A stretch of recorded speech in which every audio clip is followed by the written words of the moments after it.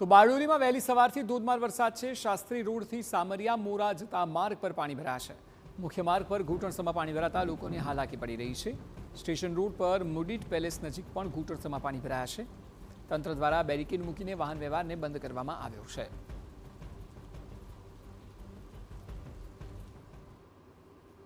જે રીતે 48 કલાકની વરસાદની આગાહી કરી છે, ધોધમાર વરસાદના પગલે સુરત જિલ્લો પ્રભાવિત થયો છે। હાલ બારડોલીની વાત કરીએ તો બારડોલીમાં પણ વહેલી સવારથી ધોધમાર વરસાદ વરસી રહ્યો છે।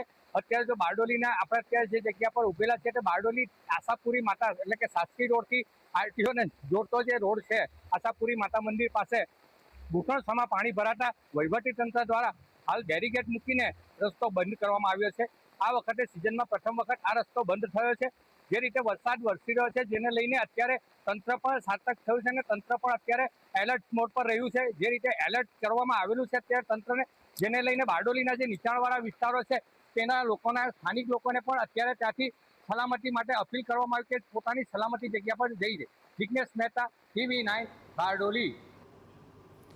ધોધમાર વરસાદ બાદ અનેક વિસ્તારમાં જળબંબાકાર છે। અલંકાર નજીક આવેલ સુગર રેલવે અંડરપાસમાં પાણી ભરાયા છે। અંડરપાસમાં પાણી ભરાતા વાહન વ્યવહાર બંધ કરાયો છે અને રેલવે ફાટક વૈકલ્પિક રસ્તો હોવાથી ટ્રાફિકની સમસ્યા સર્જાઈ છે।